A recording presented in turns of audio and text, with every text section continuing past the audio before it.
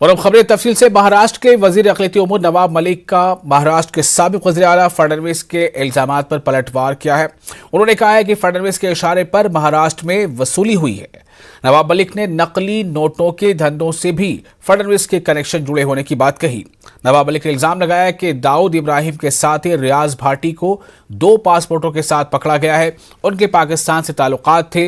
वो पीएम मोदी के मुंबई प्रोग्राम में कैसे पहुंचा? ऐसा इसलिए हुआ क्योंकि उन्हें देवेंद्र फडणवीस की सरपरस्ती हासिल थी। देवेंद्र जी औरों को कह रहे हैं कि अंडरवर्ल्ड कलेक्शन के लोग हैं ये, लेकिन देवेंद्र जी हम आपसे पूछना चाहते हैं कि सारे अंडरवर्ल्ड के लोग जो अंडरवर्ल्ड कनेक्टेड लोग हैं, जो बड़े बड़े क्रिमिनल हैं, आपने मुख्यमंत्री रहते हुए उन्हें सभी लोगों को जो सरकारी कमीशन है, सरकारी बोर्ड है, उसका अध्यक्ष क्यों बनाया? कि जब 8 नवंबर 2016 को नोटबंदी हुई, मोदी जी ने कहा कि नोटबंदी इसलिए किया जा रहा है, आतंकवाद खत्म होगा, काला धन खत्म होगा। और एक बात मोदी जी ने कही थी कि बड़े पैमाने पे जाली नोट है, उसे खत्म करने के लिए हम नोटबंदी का काम कर रहे हैं। जब नोटबंदी हो गई पूरे देश में जाली नोट, चाहे पंजाब हो, 2000 के 500 के जाली नोट पकड़े जाने लगे। मध्य प्रदेश में जाली नोट पकड़े जाने लगे, तमिलनाडु में जाली नोट पकड़े जाने लगे। लेकिन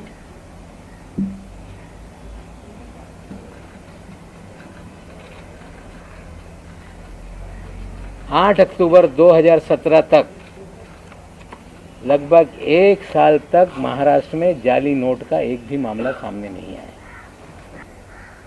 साथियों, जाली नोट का नेक्सस आईएसआई पाकिस्तान, दाऊद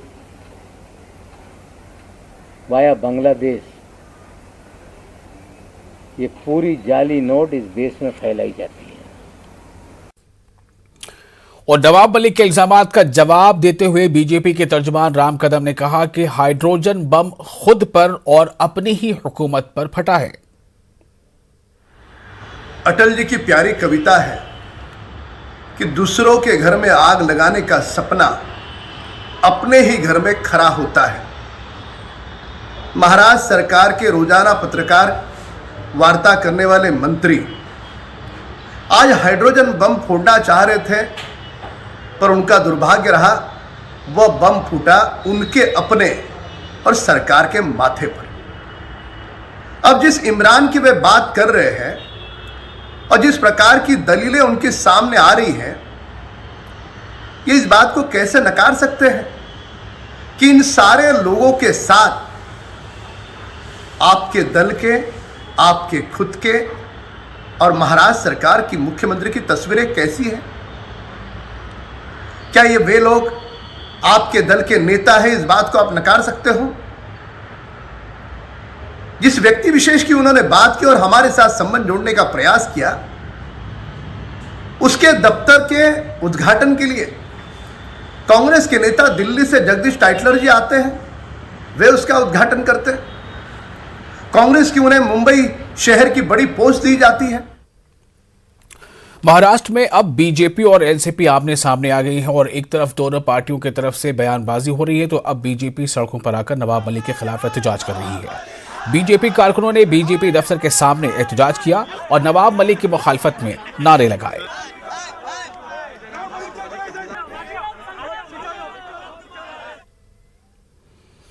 आगे बढ़ते हैं। अपने मुतालबात को लेकर एमएसआरटीसी के मुलाजमीन की हड़ताल जारी है। शिरडी में एसटी निगम को रियासती हुकूमत के बातहत लेने के मुतालबे को लेकर एहतजाज जारी है।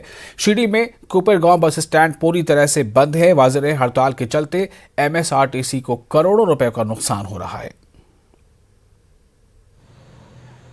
कई जगह बहुत से लोगों को अरेस्ट भी कर चुके हैं, पर हम हमारी मांगों पर डटे हुए हैं। जब तक मर्जर नहीं होगा पूरा कॉरपोरेशन, उसका प्रॉपर्टी, उसका बिजनेस और बस और कर्मचारी पूरों का गवर्नमेंट ऑफ महाराष्ट्र में मर्जर होना है। यही हमारी एक मांग है और वो पूरे होने तक हम पीछे नहीं। महाराष्ट्र के वजीर आला उद्धव ठाकरे ने हर शहरी को वैक्सीन लेने के लिए घर घर दस्तक मुहिम का ऐलान किया है, जिसके तहत मुंबई से मुत्तसिल थाने के मेयर ने बताया कि यहां 5.5 लाख अफराद ने अभी तक वैक्सीन नहीं लगाई है, जिसके लिए हम घर घर दस्तक मुहिम चलाने जा रहे हैं। इस मुहिम में महकमा सेहत और महकमा तालीम के 170 एहलकार को शामिल किया गया है। ठाणे शहर में अभी तक 5,35,000 लोगों ने वैक्सीन नहीं लिया है। इसीलिए हर घर घर जाके, हर द्वार जाके हम लोग वैक्सीन करने वाले हैं। 167 टीम्स इसमें काम करने वाले हैं। 9 नवंबर से ये वैक्सीनेशंस घर घर जाके शुरू होने वाला है। उसमें वार्डवा रहेंगे, सिस्टर्स रहेंगे, डॉक्टर्स रहेंगी। वहाँ हर घर में जाके सर्वे किया जाएगा और जिन्होंने वैक्सीन नहीं लिया उसको वैक्सीन दिया जाएगा। ये मुहिम ठाणे कॉरपोरेशन ने हाथ में ली है। और इस वक्त एक अहम खबर आ रही है। महाराष्ट्र के वजीर आला उद्धव ठाकरे को सर्जरी की जरूरत पेश आई है। आज एचएन अस्पताल में उन्हें दाखिल किया जाएगा। महाराष्ट्र के वजीर दाखिला को 2 से 3 दिनों तक अस्पताल में उद्धव ठाकरे रहेंगे और इस दौरान उनका इलाज होता रहेगा। उद्धव ठाकरे को गर्दन और कमर में दर्द की शिकायत है। उद्धव ठाकरे तवील अरसे से गर्दन और रीढ़ की हड्डी में दर्द से परेशान है। तो आज एचएन अस्पताल में उद्धव ठाकरे को दाखिल किया जाएगा और जैसे कि खबरें आ रही है उसके मुताबिक 2 से 3 दिनों तक उद्धव ठाकरे जेरे इलाज रहेंगे अस्पताल में। और जो इलाज होना है वो उनके गर्दन और रीढ़ की हड्डी में दर्द को लेकर है, इसका इलाज होना है। 2 से 3 दिन तक अस्पताल में उन्हें रहना पड़ सकता है। उद्धव ठाकरे को गर्दन में और कमर में दर्द की शिकायत है, तो इस शिकायत का इलाज उनको कराना है, इस तकलीफ का इलाज कराना है और ऐसा समझा जा रहा है कि 2 से 3 दिनों का वक्त लग सकता है उद्धव ठाकरे को अस्पताल से बाहर आने में।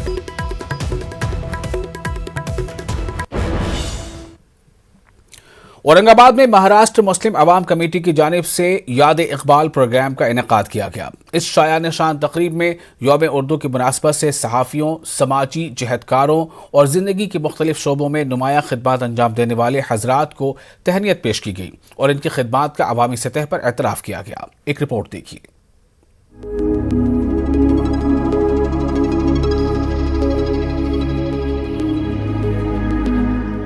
शायर मशरिक़ अल्लामा इकबाल की याद में औरंगाबाद में मुनक्किदा याद इकबाल तकरीब की खास बात यह रही कि पहली मरतबा किसी अदबी तकरीब में शहर के नामवर सियासी शख्सियात ने न सिर्फ एक स्टेज शेयर किया बल्कि अपने सियासी नजरियात से बालातर होकर बाहिमी इत्तेहाद के पैगाम को आम किया। इकबाल के बुनियादी पैगाम को आप समझना चाहें तो इकबाल ने हमारी इज्जत नफ्स की बात, चाहे जो हो जाए, जो खसारा हो, नुकसान हो, आपको अपनी इज्जत नफ्स के साथ जिंदा रहना चाहिए। और इज्जत नफ्स के साथ वही जिंदा रह सकता जिसके किरदार में सरवर कायनात रसूलुल्लाह सल्लल्लाहु अलैहि वसल्लम की तमाम तालीमात शामिल। वो इज्जत नफ्स की बात अल्लाह बार बार इज्जत नफ्स की, और यही पैगाम मैं समझता हूँ कि आज के दिन फिर हमें दोहराना चाहिए।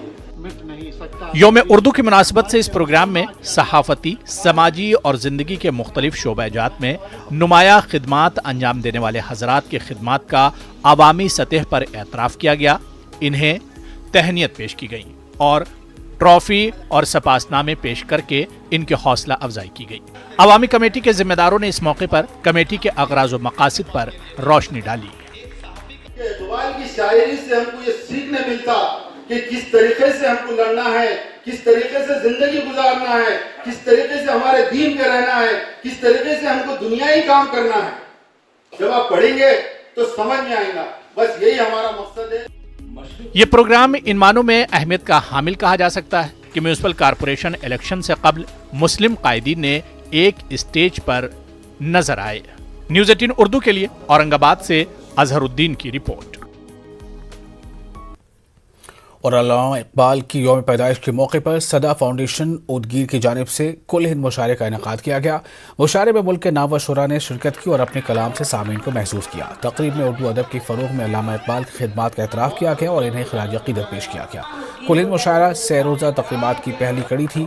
सदा फाउंडेशन ने शायर मशरिक़ अल्लामा इकबाल, मुजाहिद आज़ादी टीपू सुल्तान और तहरीक आज़ादी के अजीम रहनुमा मौलाना अबुल कलाम आज़ाद और इनकी यौम पैदाइश के ज़िम्न में 9, 10 और 11 नवंबर को 3 अलग अलग तक़रीबात का इनेकाद का फैसला किया है। पहले दिन अल्लामा इकबाल की पैदाइश के ज़िम्न में कुल हिंद मुशायरा, दूसरे दिन टीपू सुल्तान शहीद रहमतुल्लाह अलैह की याद में मारूफ तारिख़दां सरफराज अहमद का खुसूसी लेक्चर और तीसरे दिन मौलाना अबुल कलाम आज़ाद की यौम पैदाइश के तहत कौमी यौम तालीम के मौके पर तालीमी शोबे में नुमाया कारकर्दगी का मुजाहरा करने वाले मोहसिन शेख को तहनीत पेश करने और उनके खुसूसी खिताब का इनेकाद किया जा रहा है।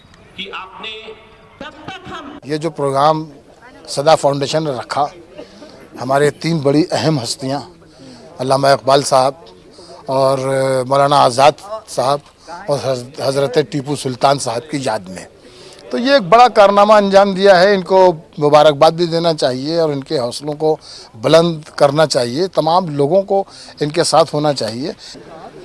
पिछले कई दिनों से जो हमारे इस मुल्क के तामीरी काम करने वाले जो रहनुमा हैं, उनके ताल्लुक़ से हमेशा या कुछ मामलात में गलत बयानी हो रही है। उस दिल की ठेस को दूर करके उनका सही तारीख़, उनका सही इतिहास, सही हिस्ट्री लोगों के सामने रखने की सदा फाउंडेशन की एक छोटी सी पहल है। ये पहला मौका है जिसमें सदा ने जंग, कलम और किताब इस उन्वान के तहत आज आलमी मुशायरे का यहाँ पे इनेकाद किया था। चाहे अमन के दुश्मन फिर से घर घर आग लगाएं, चाहे शहरों शहरों जाकर फिर वो खून बहाएं, गद्दारों के आगे जाकर हाथ नहीं जोड़ेंगे, सब्र करेंगे, सब्र का दामन कभी नहीं छोड़ेंगे। बेशक बेशक इंशाअल्लाह करता है अल्लाह हिफाजत, ये ईमान हमारा।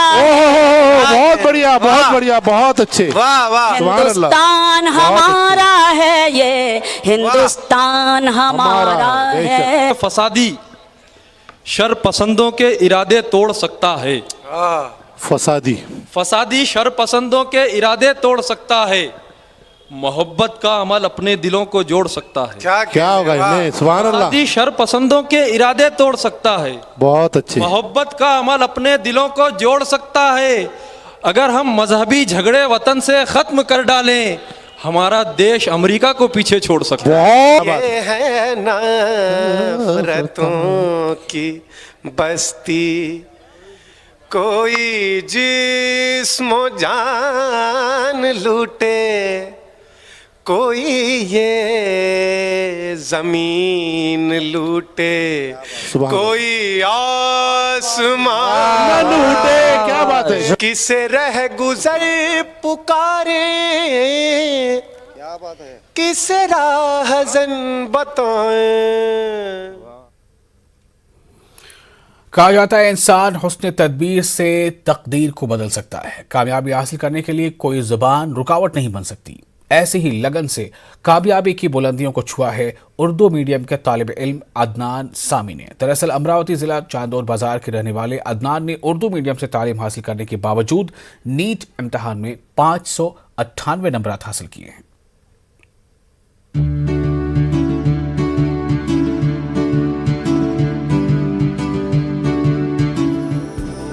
कुछ कर गुजरने का जज्बा ही किसी भी इंसान की सच्ची तरक्की की बुनियाद है, और ऐसे ही जज्बे और सच्ची लगन से अमरावती जिले के चांदोर बाजार के अदनान ने नुमाया कामयाबी हासिल की है। दर्जे अव्वल ही से उर्दू मीडियम से तालीम हासिल करने के बाद भी अदनान सामी ने नीट इम्तिहान में 598 नंबरात हासिल किए हैं, जिसको लेकर मुख्तलिफ हलकों से अदनान की खूब सताइश की जा रही है। अपने सक्सेस को डेडिकेट अपने फैमिली मेम्बर्स और अपने टीचर्स को करना चाहूँगा।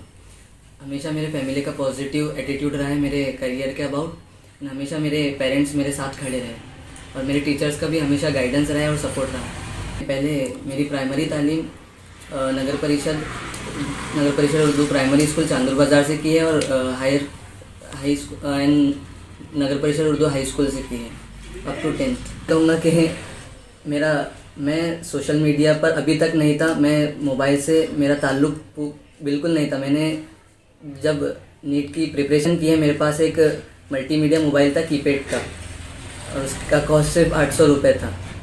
मैंने उसी पर 3 साल निकाले हैं और पूरा फोकस अपने स्टडी पे किया। मैं सोशल मीडिया पे इवन मेरा फेसबुक और इंस्टाग्राम पे भी कोई अकाउंट नहीं था।